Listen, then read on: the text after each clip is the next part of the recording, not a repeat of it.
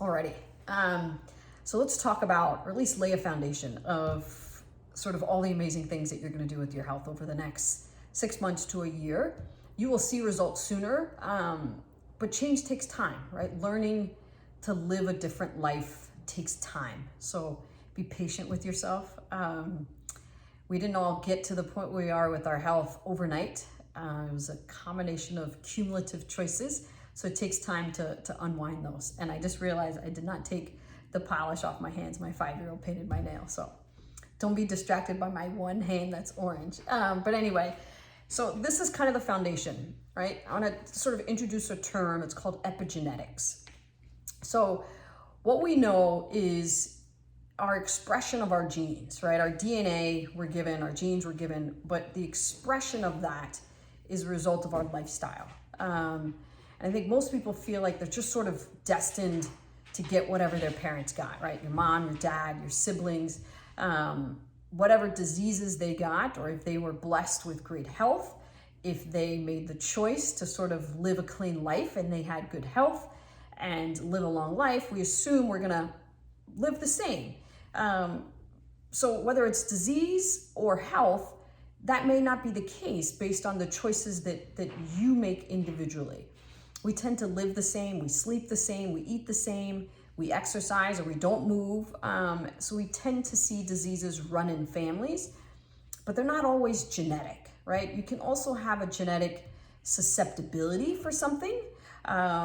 Cancers we can see run in families and there may be a genetic susceptibility, but that does not mean that you are destined to get and or die from a cancer that someone else in your family has. My sister died of breast cancer very, very young. My mother, she was 31. My mother died of a heart attack in her early 50s. Those were the things that pushed me to figure out a better way, a cleaner way to live my life, because I didn't want that outcome, right? I have 2 young girls. I did not want them to spend the better part of their life without me. So that's what really pushed me to learn some of this. And when I found out, it has completely changed how I take care of patients and how I teach, how I educate, and how I support patients, because knowing that we have more control over our health is something that I am profoundly passionate about teaching people. So epigenetics, sorry, I got a little off tangent. So epigenetics is about how our choices change our expression, right? So again, just because your parents have it doesn't mean that you have to have it. And generally, it's about your choices. And those choices can domino. They can have sort of this ripple effect based on, again, the foods you eat and whether or not you exercise. So lifestyle medicine as a board certification, as a discipline, as a medical specialty, it's something that we tack on after our primary specialty. It's about using evidence-based interventions around 6 pillars. It's your nutrition, it's what you eat, it's your exercise, how you move, what you do, how often you do it.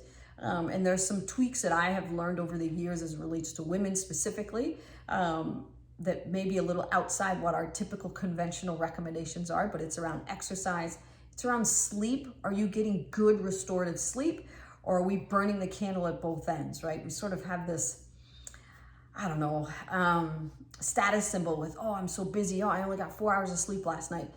Those things can cause some epigenetic changes. So are you getting good sleep? Do you have good social connection? We are not meant to do this life alone. We are social creatures, and that's why I think COVID has been so challenging for a lot of people, as we were so isolated for so long. So do you have good social connection? Is your family around you? Do you have friends? Family, whether they're chosen or you're born with them, your faith, whatever that may be, those social connections are important. Your stress, are you managing your stress? We are all under a tremendous amount of stress, but it's about how do we manage that stress? Do we have good ways to do it? And are we engaging in are we engaging in risky substances?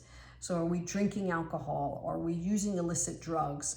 Those things can cause epigenetic changes. So your sleep, your motion, your sleep, your social connection, your stress, and then risky substances. Those 6 pillars are lifestyle medicine. When we can educate, support, and help people make changes around those pillars, we can also cause epigenetic changes. Those changes can potentially reverse and maybe even prevent certain diseases. So there are diseases that, again, are caused by these epigenetic changes. Diabetes, type 2 diabetes, that is one that is wholly preventable and reversible with lifestyle medicine. Certain cancers, again, as a result of epigenetic changes based on our choices. So this is a really powerful thing. And just to try to illustrate this, I'm going to try to do this little exercise. So these are little Jenga tabs, but I'm going to use them like dominoes. So let's see. I want to make this so that you can see them.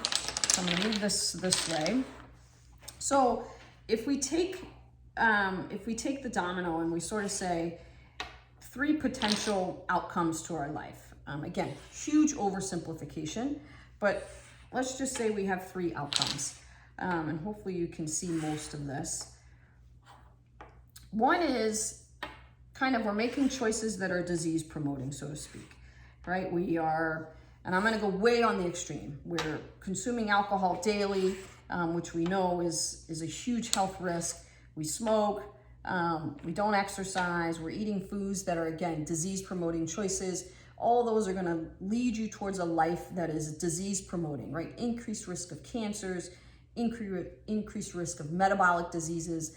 That's, diabetes. Those things lead to hardening of your arteries. That gives you risk for heart attacks, strokes, right? Disease promoting choices. You may already have that, right? You may already have type 2 diabetes. You may already have high cholesterol, or you're taking a medication for high blood pressure. So you've already have expression, disease expression, or changes, epigenetic changes that have caused disease that you're living with. Then somewhere in the middle is what I call you're living well enough, right? So you haven't been given a diagnosis of diabetes or high blood pressure or high cholesterol. Thankfully, you have not been told you have cancer of some kind. But you're fatigued. You're not living sort of this high quality life. You don't have a lot of vitality in your day. You're just well enough, right? Just sort of getting by. And then on this side, you've got somebody who's potentially firing on all cylinders, right? They're making nice, healthy choices. They're eating clean. They're exercising. They've got good social connection. They're staying away from risky substances. This is a health promoting lifestyle, all right?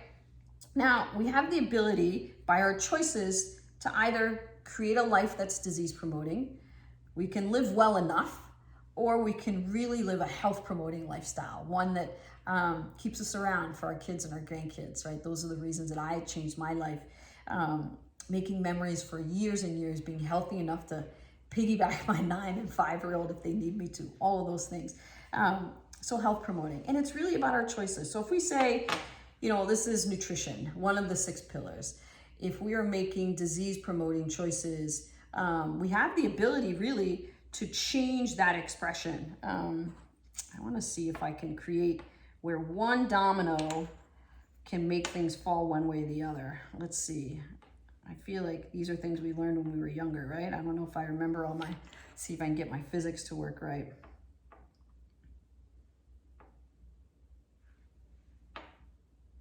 Yeah, let's see. I'm going to stack it here. Let's see what happens. So if I kind of point this way, right? We make a choice here around our nutrition. And again, it's not one single thing. So I don't want to oversimplify and say, gosh, if you eat completely clean, but you don't exercise and you smoke cigarettes and you drink a bunch of alcohol, that you're still going to create a healthy lifestyle. It really is about the 6 pillars. And it's also not about perfection. Gosh, please. It is not about perfection. It's about just stacking consistently healthy choices. So we take, again, just nutrition, and we say, gosh, we're gonna sort of eat on the side of things that we know are disease promoting, and we'll go through those, right? What are health promoting choices around nutrition, and what are disease promoting choices around nutrition? So if we're making, again, disease promoting, and I use that purposely, I really try to make a point when I talk to patients to not use the word good or bad. It just, I don't know, for me, it just makes me feel like I'm casting judgment on people. Oh, you made a bad choice. So I prefer to use the word disease promoting or health promoting, because it truly is that, right? We can make a choice that will lead us in the direction of health, or we can make one that can lead us in the direction of disease eventually. This is not an overnight process, but we want to stack those choices. So again, health promoting or disease promoting. If we say, okay, over time, we're making some disease promoting choices, that has a ripple effect. It has a domino effect that, at some point, again, somewhere down the line, 10, 15, 20 years, we may end up with a disease. Earlier on, we're living well enough. We haven't developed that yet. And those things take time, right? I mean, most people, if you take type 2 diabetes, they didn't develop that overnight, right? It gradually happens. When you start watching your A1C, it's slowly creeping up. Your doc is telling you potentially, wow, you need to make some changes, whether it's eating better, exercising, losing weight, and that number may start to slowly climb. Eventually, you reach that threshold, and we say, gosh, now you have type 2 diabetes, and we start to hand you a prescription because we're trying to manage your risk for diseases 10 years down the road. So we say, gosh, we need to start controlling that blood sugar. So here's that metformin. Well, if we don't help you to understand what choices got you there in the first place and how to modify those choices, 5, 10 years down the line, you either need a second medication or eventually you need insulin, because we have not changed the root cause for you to develop type 2 diabetes. Same thing with high blood pressure. It happens over time. And when we hand you that first prescription, if again, we do not teach you the choices that you're making that got you there in the first place, not because you did anything wrong, because you didn't know, and we haven't done a good job sometimes of helping people, not just educating, but supporting you, eventually you end up on that medication, and then eventually you might need 2.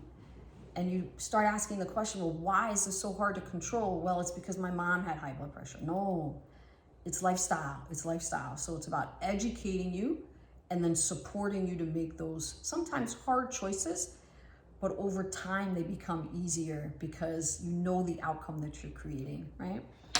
So similarly, again, well enough.